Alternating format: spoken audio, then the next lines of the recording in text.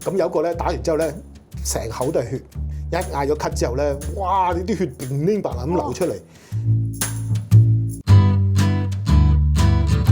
問長問短，歡迎你聽問長問短，我係 Elsa。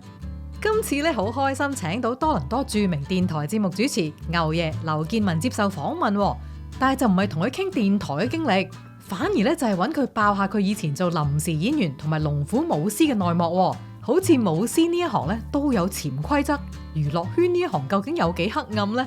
拍戲假劈友，點知變咗有真嘅黑社會等等。佢仲會講下最近佢演出電影《今天應該很高興》，譚耀文居然令到佢火都嚟埋嘅經歷，一齊聽下佢點講。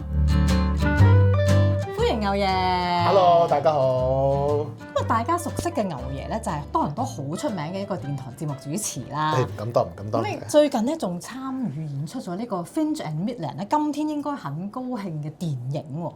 咁但係咧呢個已經唔係你第一次演戲㗎咯喎，聽講。即係你未入呢個加拿大加入呢個電台之前咧，你喺香港係做過臨時演員同埋呢一個嘅特技嗰啲龍虎武師嘅喎。咁點解入行同埋點樣入行嘅咧？其實都有段故㗎。我妹同我講，我俾星探咧發現咗啊咁樣。我話咦，有星探揾你？冇啊。咁佢喺地鐵咁度攔一攔我，咁跟住喂啊，你個樣都 OK 喎，有冇興趣想拍下嘢啊咁樣？嗱，呢個我聯絡電話，你得閒俾電話我啦咁樣。咁做大佬嘅呢個時候，梗係要挺身而出啦，唔使驚。呢個電話我幫你打去，問個究竟。佢話你係佢阿哥啊，你有冇興趣啊？你都可以喎咁樣。嗱，咁我就聽完呢句嘢之後咧，我更加覺得佢似一個騙子，因為你見過我妹就話佢合適啊呢樣嗰樣啫，即係落下嘴頭咁樣，你連我都未見過，你點會話我合適做呢一行啫？係咪先？佢話我唔係呃你㗎，我即係一間啲電影公司嘅臨時演員公司。我哋有套劇有套戲有拍緊，你有冇興趣嚟參與啊？咁樣好啊，回一回佢睇下咩料都好啊咁。大約最後咧集合咗80個人到啦，有男有女。你即係導演啊！企喺最前排，你知我成個樣好後生啦，即係亦都係好後生啦咁。嗱，你當上邊舞台上邊，因為我哋個個面向個鏡頭喺前邊啊嘛，我哋個個面向佢，跟住叫我哋佢個鏡頭影翻轉頭，叫我哋做反應。大家幻想下，而家台上邊咧有個女人喺度，除下一件，除下又一件，你啲表情會點啊？哇啊咁嗰隻啦，係咪先？咁開頭咧，大家都唔係好明，好 get 到，咁啊好保守。咁跟住導演咳，唔係要呢啲啊，誇張、鹹濕，一 action 嘅時候，哇！跟住導演又嗌咳，指住我，嚟企翻後邊。叫我啊！佢嫌你太誇張定嫌你唔夠誇張咧？佢話我樣太後生，直頭唔似鹹濕阿伯啊嘛，未夠稱入嗰啲戲院嗰啲樣啊！你明唔明啊？唔 convincing，所以掉咗你後邊。咁你唔 make sense 噶嘛？你整住咁後生靚仔喺度咁樣嘅時候，咁收工咧，原來拍電影咧收工係即時俾錢嘅，一埋攞錢咧你新嚟㗎，今日我哋要擲一期嘅。咩叫擲一期？擲一期嘅話咧，下次我再揾你嘅時候咧，我先再俾翻上期你。咁開始有啲即係有少少濃厚嘅興趣，咁我都覺得都唔係做鹹濕佬出道，就令到你有濃厚嘅興趣。咁其實即係咁咁已經收工啦。咁我覺得幾得意喎，咁樣嚇。咁佢哋對臨時演員好唔好咧？即係嗱。有啲臨時演員就可能好介意，喂，你叫我做茄喱啡咁樣，好似好唔尊重喎咁。咁但係即係喺拍片嘅現場，佢哋會唔會話啊邊個你去嗰度啦，連名都唔嗌你，即係會唔會覺得哇，好似有啲階級觀念咁喎？你講尊重啊？佢唔講粗口算係㗎啦，係幾乎每一樣每一句叫你哋企喺邊度都係楞咗粗口嘅。我除咗拍電影收咗現金之外咧。亞視，你當我拍咗50次啦，50次啦，我都好犀利喎！我係斗零都冇收過。點解咧？又話咩詐期嗰啲發生咩事咧？你又梗係要追佢啦，出糧未啊？出糧未啊？未啊！電視台未俾錢啊！下次啊，下次一次過俾埋你。出糧未啊？下次再拍，你唔拍就完全冇晒。咁你咪繼續冧下冧下冧下。騙案嚟嘅，我反正根本就係一個騙案，即其實我唔會怪亞洲電視，因為我肯定亞洲電視有出糧俾呢間臨時演員公司。臨時演員公司係唔出糧俾你咁解啫嘛。淨係你啊，定係你所有？跟住問翻其他，係啦個個都係擲咗好多期㗎啦，冇俾過啊。嗱，咁你臨時演員咧嘅生涯，聽講你就話做咗大約年零度啦。咁突然之間你就走咗去做龍虎武師喎。喂，嗱，臨時演員就行行企企食飯幾味啫。龍虎武師真係要做動作㗎，要做啲高難度動作㗎喎。點解無端端會走咗去做龍虎武師嘅咧？其實呢一行咧，唔係話你想做就得做。係咯。有新手㗎要。係要機緣巧合。咁點解會轉咗做呢一樣嘢咧？話說有一次咧，亦都係呢間臨時演員公司啦，佢揾咗我。佢話咧係拍嗰啲小朋友啲幻燈，會有啲嘢咧會睇到，譬如超人打怪獸啊嗰啲咁嘅嘢咧，舉落個眼度咁樣睇嘅嗰啲機制。玩具係啦，玩具。但問題係有啲超人打怪獸嘅畫面喺度咁樣嘅。咁啊拍呢啲嘢咁樣。咁跟住我去到之後咧，我先知道原來咧呢嚿嘢係邊個負責嘅咧？蕭生。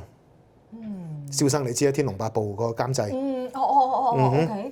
我唔知㗎，出動到蕭生係啊，玩具入邊嗰啲，咁可能佢自己啲生意嚟嘅，即係我去到做啲咩咧？總之係個星頭一隻噴出嘅怪獸啦。咁我哋兩隻怪獸即係後邊咧，咁個即係做嗰啲嘅嘢啫。做完第一日之後咧，哇，好過癮啊！有即係參與下呢啲咧，同埋我知道邊個蕭生嚟啊嘛，好想咩啦係嘛？咁等佢賞識啦。蕭生叔真係走嚟同我哋講。茄喱啡咧，其實講真都唔可以長久嘅。如果你諗住真係入戲行嘅話咧，試下諗下做龍虎武師啦。咁我話蕭生叔，我真係咩都唔識嘅，去學啦。咁咧我決定咧就自己學呢個打關鬥。咁我諗草地石地而家唔練得啦，會死人嘅大佬係咪先？搭落啲沙度冇咁痛啦啩咁。一個沙灘試下前空翻先，又真係個頭又落地啊！呢個咩都有。又試下打到啦，跟住側空翻、後空翻、後手翻，我全部喺短短2個月裏邊咧學識晒。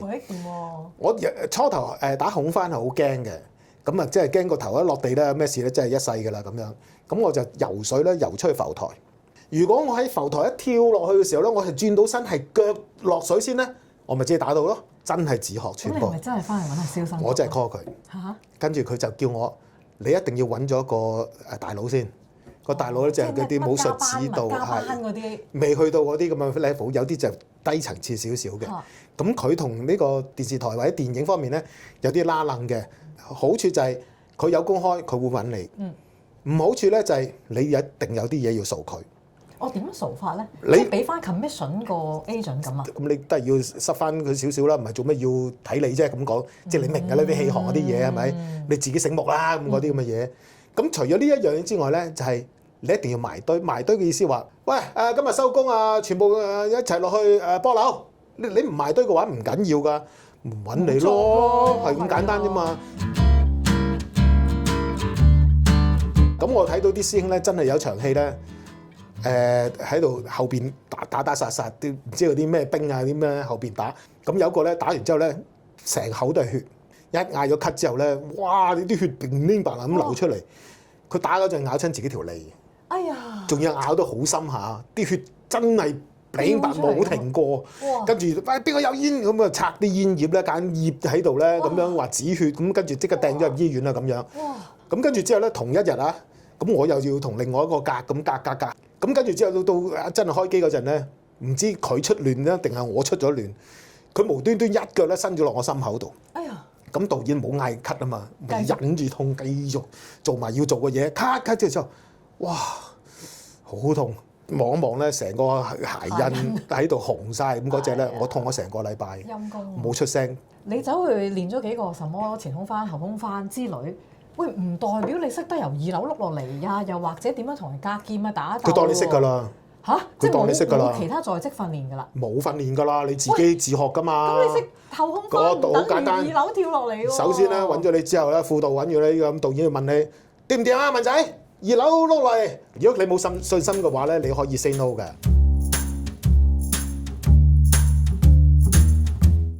龍虎武師又點計嘅咧？即係會唔會又係嗰日我冇叫到你去做任何嘅動作咧，你又冇錢收㗎啦？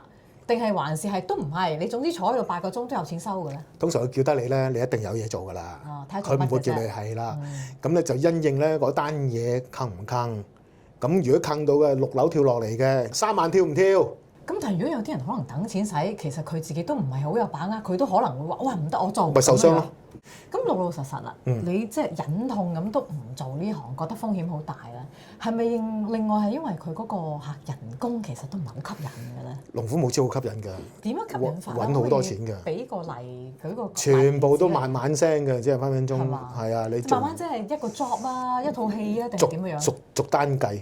逐單計，即係話譬如咁一跳落嚟就2萬啦，咁樣。哦，咁所以其實都幾好揾㗎喎。好，但係你又使得好快咯。點解咧？你都冇時間使啦，你成日都坐咗喺度等啊！梗唔係啦，一收工嘅時候又點啊？頭先我講過。咁又係要 social。今晚喺邊度玩啊？咁但係嗰啲係老細出錢啊，定係自己揞？梗係自己揞啦，邊有老細出錢㗎？老細有去，但問題係咪你哋已經夾份請佢啊？咁咯。咁樣即係嗰頭嚟就嗰頭俾翻佢喎。你好大使㗎，你唔儲唔到錢㗎，真係。哎呀！我講翻茄喱啡嗰陣咧，係拍港台嘅嘢。咁去嗰間石硤尾啊定邊度咧？總之係一間即係一個屋村好大型嘅，扮嗰啲開片啊，呢啲係啦黑社會嗰啲咧，攞水喉通啊，攞刀啊呢樣嗰樣咧，全部架撐真嘅。我正想問你呢個問題，即係譬如你拍戲咁，可能又話喂劈友咁啊咩牛肉刀咁咩鐵通嗰啲咁樣樣，嗰啲係真定假嘅咧？有真有假，危險到點咧？真係成隊藍帽子走嚟啊！我以為你哋真係以為真係開片啊！搞笑啊！幾車嘅藍帽子警員啊，跟住我哋有差唔多60人到啦，跟住我哋60個人全部企埋場，逐個問，跟住嗰啲導演啊乜撲出嚟，哇唔係啊，佢哋喺度拍戲啊乜，拍戲都要抄身份證，即時拉咗2個。點解咧？真係原來有背景。哎呀！即時拉2個啊，真係好好笑，真係有背景嘅，唔係演戲，係本色演出我哋啲行外嘅人咧，就覺得香港嘅演藝圈好似好複雜，其實係唔係嘅咧？有冇見識過啲咩可以同大家分享下？我要話俾你聽，係複雜到不得了。點複雜法？你唔好話我啲，就算一間臨時演員公司裏邊啲老細啊、啲高層咧，我睇到佢。即係有啲女仔咁入到去，咁又好似又聽到有臨時演員做啊，咁佢啲老細點講咧？係啊，聽教聽話嚇，咁我梗係會介紹你俾啲導演識下㗎，咁你好快紅㗎啦，咁嗰啲咁嘅嘢。咁女仔付出啲代價，你知係咩㗎啦？即係臨時演員都有啊！哇，咁咪犧牲好大？犧牲好大，咁佢覺得真係有呢個機會㗎嘛？做咩角色？因為佢有4個單元劇㗎嘛。係。咁你係咪其中一個單元劇？冇錯，我其中一個單元劇就係譚耀文嗰個。係。咁我係做佢一個好好嘅朋友。咩吸引你去做呢套戲咧？譚耀文我自己係本身好中意一個演員嚟嘅。係一個好演員。咁我都想認識下佢，咁同佢對下戲係我嘅榮幸。係。咁我覺得呢個機會你唔把握嘅話冇㗎啦。咁既然有咁嘅機會喺度，咁人哋亦都即係揀咗你嘅時候。你咪代入咗之後咧，我點樣成為佢一個好朋友？我就當佢一個好朋友先咯。因為佢亦都好投入，佢投入到點咧？譬如有一場戲咧，我要扶佢嘅，佢係掙扎不斷咁掙扎，佢係用真力嘅。你真係要好努力喎。係啊，我直頭咧拍完之後，我2隻手臂咧冤咗3日。哇！即係鬥佢嘅時候咧，直頭咧真係令到我火都嚟埋嘅。我真係〜出盡力咁鬥佢，真係成個撇晒。咁佢咪捽到啲火出嚟咯？真係鬧佢用粗口鬧啊！咁跟住咧，咁咪逼真咯個樣，佢咪俾到啲嘢我咯。如果你下下就住佢，完全幫到。咁同埋有場戲，佢話俾佢咁樣會好啲咁樣，佢真係會教我。我學到嘢喎！學到完全，我好多謝佢。呢套戲係講90年代加拿大移民，我貪得意問你一個問題：如果俾你時光倒流，翻去90年代再嚟過，你會唔會揀翻同一條路咧？定係還是有啲咩你有啲選擇你會唔同咗？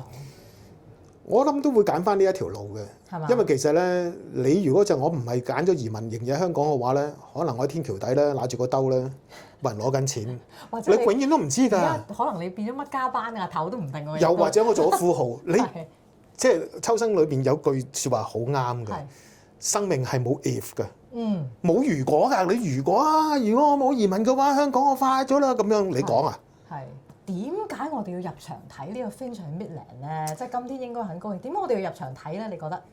第一，移民就一定有共鳴。